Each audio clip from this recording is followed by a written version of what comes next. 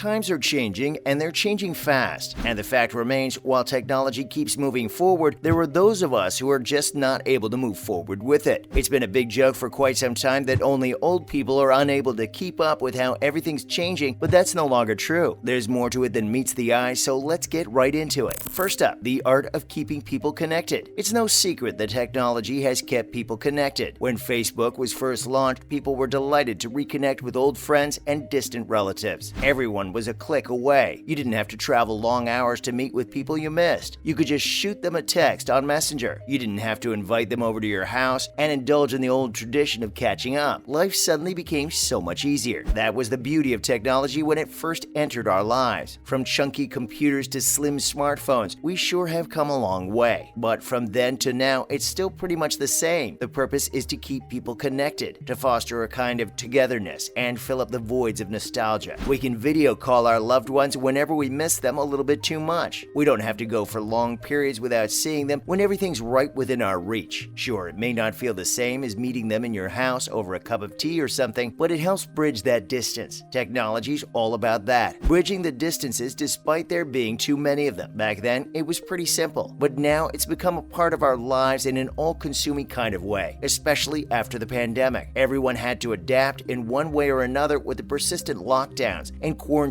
routines. In these difficult times, technology allowed us to work from home and keep up with all the latest news. Even locked up inside our homes, we were connected to each other. In our isolation, we weren't ever really alone because we had each other in our little devices and our bright screens. Next, we had the age of digital exclusion. While there are no doubts that all this cutting-edge technology has brought people together, there's also the fact that some people still feel left out. They're standing at the periphery of this ever-growing crowd watching everything happen so fast. The people deeply affected by technology's tendency to alienate are the elderly. It's not hard to understand how they might be having a hard time navigating through all of this. Even if we don't have it all figured out the moment some new software or a better device comes out, it definitely takes time to adjust. So with technology's constantly changing landscape, it becomes tedious trying to keep up with everything. When there's a new thing out there every day and you haven't even become accustomed to the previous old one, it's no wonder you don't want to engage with anything. We're transitioning to cashless payment systems, and that's one of the few things that's given a lot of trouble to old people. It's considered pretty normal to use QR codes at shops to pay for stuff. There are self-service checkouts and virtual reality window displays. But all of this means that you must be in possession of a smart device for these transactions, and that's not very convenient for old people used to paying with cash.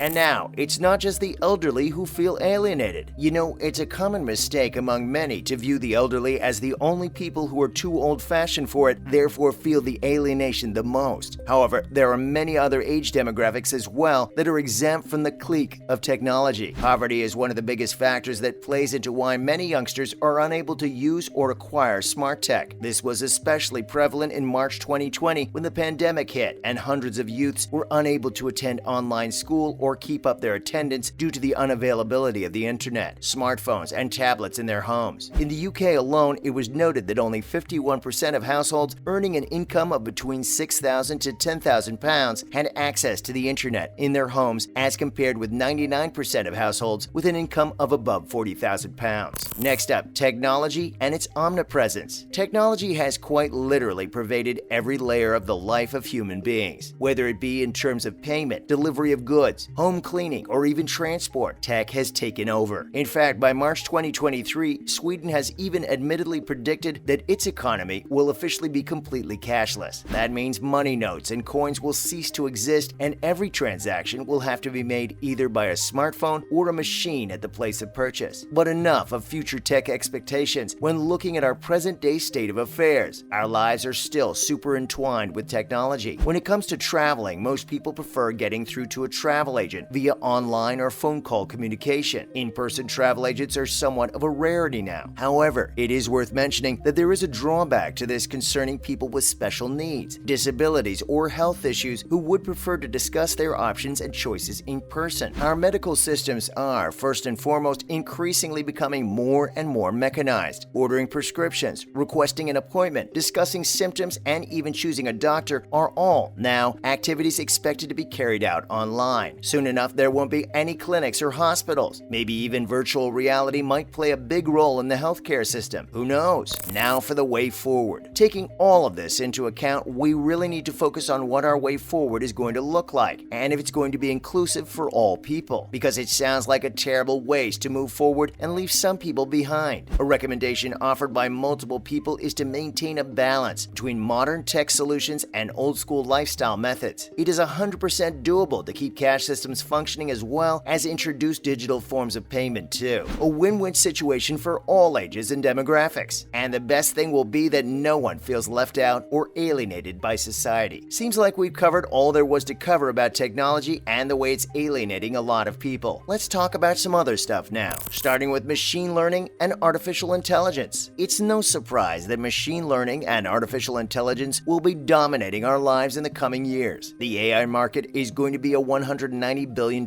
industry by 2025, and that's just 3 years from now. Currently, we have around 57 billion AI systems in place, and the numbers will only keep increasing moving forward. The good thing about advancements in AI is that new jobs will open up in different sectors of programming and development. Machine learning also seems to be gaining traction. Considered AI's sister in the world of tech, this field's going to open up a lot of opportunities for skilled professionals in the next few years. According to Forrester, machine learning and artificial intelligence will cause a 9% increase in the creation of new jobs on the market. Next, we have unemployment because of advanced technology. While there's the fact that new job avenues will open up due to AI and machine learning, there's also the very valid concern about rising unemployment rates. It sounds pretty dystopian to let new technology replace human labor. It's too early to say whether technology will produce new jobs or cause an unemployment crisis. It's no new debate though, and it definitely didn't make its rounds just now. To think of it, concerns regarding technology taking over have been around since the 18th century. Right now, policymakers and researchers are trying to adjust our current labor systems and social frameworks to these evolving times. It would be better to incorporate technological advancements into our lives in a way that's not entirely detrimental for working people. Finally, time crystals. They sure do sound cool, don't they? Well, wait until you hear exactly what they can do. It's going to blow your mind for sure. Now, how do time crystals fit into the equation? In a normal crystal, the atoms are arranged in a spatial pattern, but time crystals are a lot different. The atoms in a time crystal repeat in time instead of space. We won't get into the science of it, but these crystals are rebels in how they defy entropy. Recently, a group of scientists in Finland were able to make two separate time crystals interact with each other. What does this mean? It means we're a step closer to creating the first ever quantum computer. Let's talk about quantum computers. The reason why they're thought to be better than your classic computers is because they've got insane speed. The reason they're so fast is because unlike old computers, they're able to measure and extract information using quantum bits. Being able to connect time crystals together means we can have the building blocks for the first ever quantum computer. That's a wrap for this video. Curious about how technology is affecting our lives? Let us know in the comments below. Make sure to give this video a thumbs up and subscribe to our channel for more videos like this. See you in the next one.